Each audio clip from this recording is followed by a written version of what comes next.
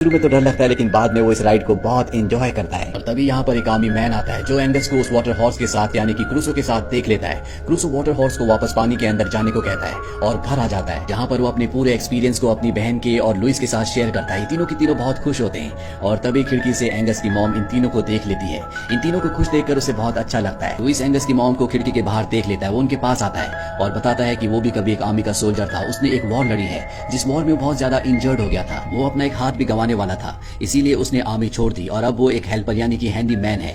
यहाँ पर जो कैप्टन होता है लुइस को और एंगस की मॉम को आपस में बात करते हुए देख लेता है, जिस बात से वो जेलस हो जाता है क्योंकि कहीं ना कहीं वो एंगस की मॉम को पसंद करने लगा है। इसीलिए वो अपने साथ के लोगों से कहता है कि इसका रिकॉर्ड चेक करो।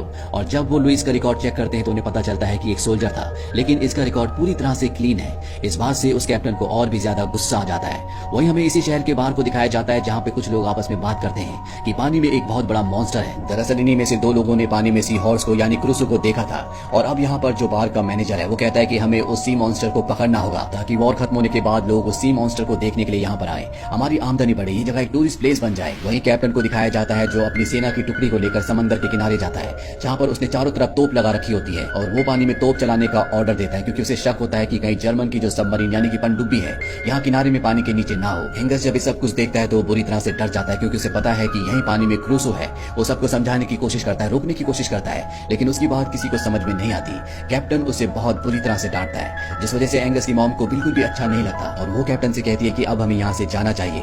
दरअसल कैप्टन ने एंगस की मॉम को यहाँ पर उसे इम्प्रेस करने के लिए बुलाया था लेकिन अब उसका प्लान पूरी तरह से उल्टा हो चुका है। वहीं यहाँ के लोकल लोगों को दिखाया जाता है जिन्हें पानी में क्रूसो नहीं मिलता, इसीलिए वो उसी की तरह का एक क्रिएचर का डमी बनाकर पानी में रखते हैं और उसका फोटो भी खींचते हैं। वहीं एंगस को दिखाया जाता है जो रात को लुइस के साथ समंदर की तरफ चल पड़ता है क्योंकि वो देखना चाहता है कि उसका दोस्त क्रूसो ठीक है या नहीं। जब वो समंदर के किनारे जाते हैं तो क्रूसो वहां से बाहर निकलता है लेकिन आज दिन में जो ब्लास्ट हुए थे इस वजह से वो बहुत ज्यादा डरा हुआ होता है। साथ ही वो एंगस की बात भी नहीं मान रहा होता, बहुत ज्यादा एग्रेसिव होता है। ये सब देखकर एंगस को बहुत दुख होता है। उसे एहसास होता है कि उसे पानी में नहीं छोड़ना चाहिए था बल्कि अपने साथ रखना चाहिए था, इसीलिए लुइस से इस बात पर लड़ता भी है। इसके बाद ये दोनों के दोनों वापस आ जाते हैं। वही आर्मी को पता चलता है कि पानी में एक बहुत बड़ा मॉन्स्टर है, इसीलिए वो अपनी बोट से उस मॉन्स्टर का खात्मा करने के लिए निकल पड़ते हैं। और तभी बीच समंदर में क्रूसो उनके सामने आता है। क्रूसो उनके ऊपर हमला कर देता है, उनकी बोट को पलट देता है और इसके बाद वो एक आदमी को अपने मुंह में पकड़ लेता है और इससे पहले कि वो उसे मारता। यहाँ पर एंगस आ जाता है जो उस आदमी को उसे छोड़ने के लिए कहता है। वहीं एक दूसरे आर्मी ऑफिसर को दिखाया जाता है जो क्रूसो पर गोली चला रहा होता है लेकिन लुइस उसे पकड़ लेता है। इस बात पर आर्मी ऑफिसर को गुस्सा आता है और वो लुइस को बहुत बुरी तरह से मारता है और इसके बाद वो क्रूसो पर गोलियां चलाता है लेकिन उसकी गन में गोलियां नहीं होती। वहीं एंगस पानी में क्रूसो की तरफ जाते हुए डूबने लगता है क्योंकि उसे तैरना नहीं आता और जब क्रूसो ये देखता है तो वो उस आदमी को जिसे उसने अपने मुंह में पकड़ा होता है उसे छोड़कर एंगस को बचाने के लिए पानी में उसकी तरफ बढ़ जाता है और क्रूसो को अपने मुंह में पकड़कर पानी से बाहर निकाल देता है जिससे क्रूसो की जान बच जाती है।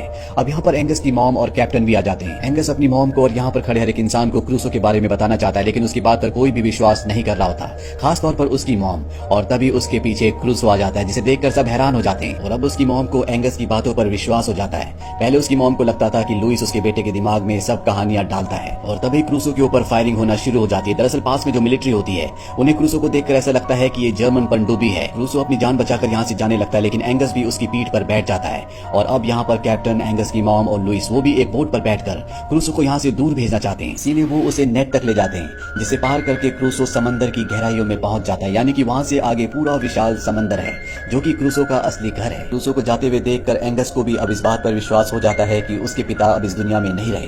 दरअसल उसने आज तक इस बात को एक्सेप्ट नहीं किया था। साथ ही लुइस की मॉम के दिल में एंगस के लिए एक अपनापन और एक प्यार भी आ चुका है, यानी कि ये दोनों भी अपनी जिंदगी में आगे बढ़ना चाहते हैं। इसके बाद कई लोग बताते हैं कि उन्होंने समंदर में क्रूसो को देखा लेकिन एंगस ने क्रूसो को इसके बाद कभी नहीं देखा था। कहानी वापस प्रेजेंट में यानी कि बाहर में आती है जहाँ पर बूढ़ा आदमी इन दोनों को यानी कि अमेरिकन टूरिस्ट को एक कहानी सुना रहा होता है जहाँ पर इन्होंने वो फोटो देखी होती है जिसमें एक अजीब सा क्रिएचर था और ये वही फोटो थी जो यहाँ के लोगों ने डमी को पानी में रखकर खींची थी। ये टूरिस्ट उस बूढ़े आदमी से उसका नाम पूछते हैं और वो बताता है कि मेरा नाम एंगस है, यानी कि यही वो बच्चा है जिसे समंदर के किनारे वो अंडा मिला था।